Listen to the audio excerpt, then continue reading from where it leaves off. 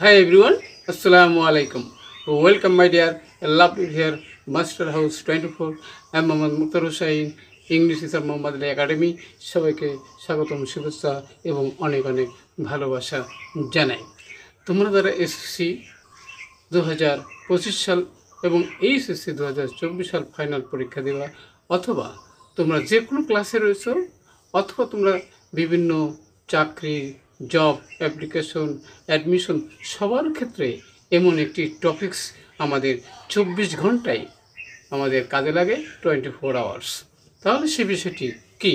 সেটা হচ্ছে বন্ধুরা right form of verb, how to use in English grammar.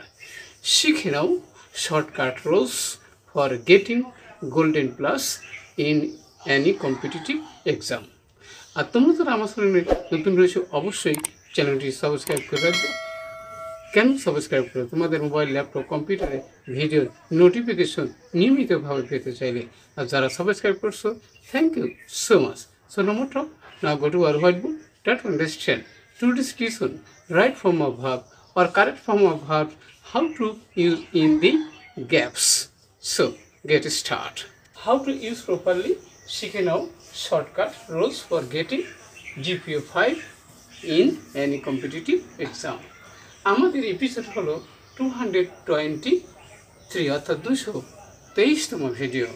তোমরা যারা এসএসসি 2024, এইচএসসি 2025 সাল যারা অথবা বিভিন্ন কলেজ বিশ্ববিদ্যালয়ে অ্যাডমিশন দিবা, সবার কিন্তু ইম্পর্টেন্ট রয়েছে। আজকে রাইট ফর্ম অফ ভার্বের এই ভিডিওতে তোমরা যে বিষয়গুলো জানতে পারবে, সেই বিষয়গুলো কি?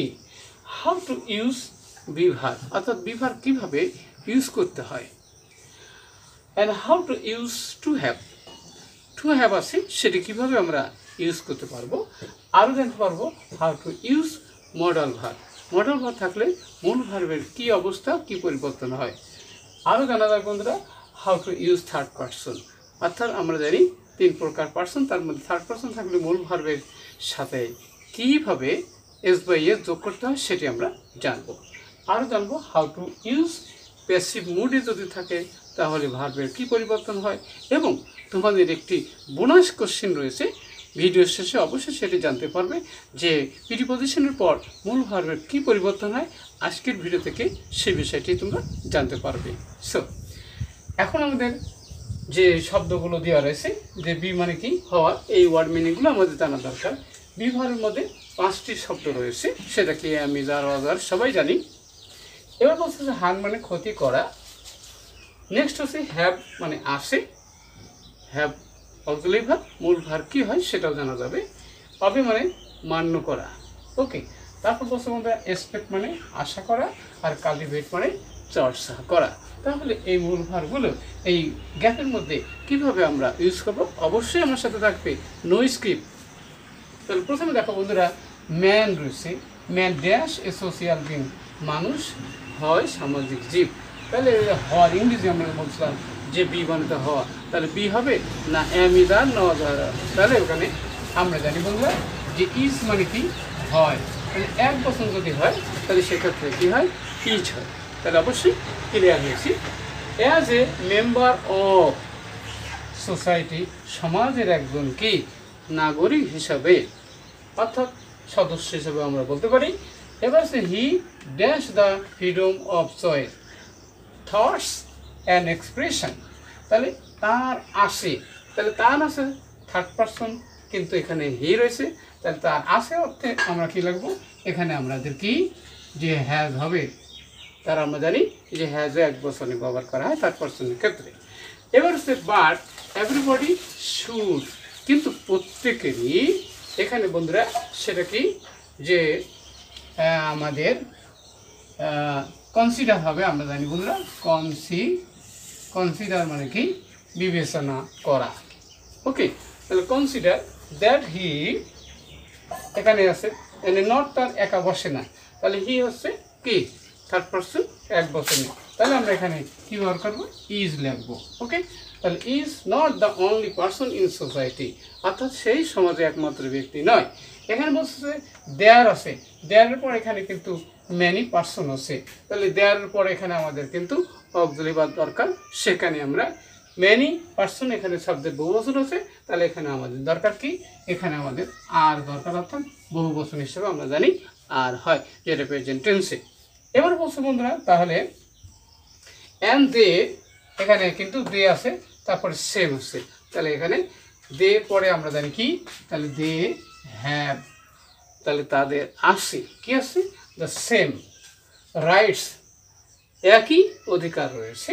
এবার ওয়ান মানে কি, যে একজন ব্যক্তি কি করতে পারে, অন্য সমাজ থেকে কি করতে পারে, আশা করতে পারে। তাহলে আমরা কি লিখবো, এক্সপেক্ট, EXPECTS, এক্সপেক্টস মানে আশা করা। কেন, থার্ড পারসন সিঙ্গুলার নাম্বারে ভার্বের সাথে এস বইয়ের যোগ হয়, অবশ্যই বুঝতে পারছি।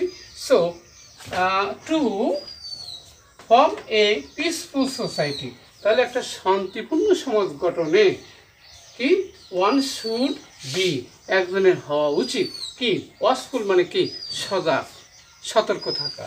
তারপর কি, টু সি আদার রাইটস মানে অন্যের অধিকার, অন্যের অধিকার যাতে কি হয়, ক্ষতিগ্রস্ত না হয়।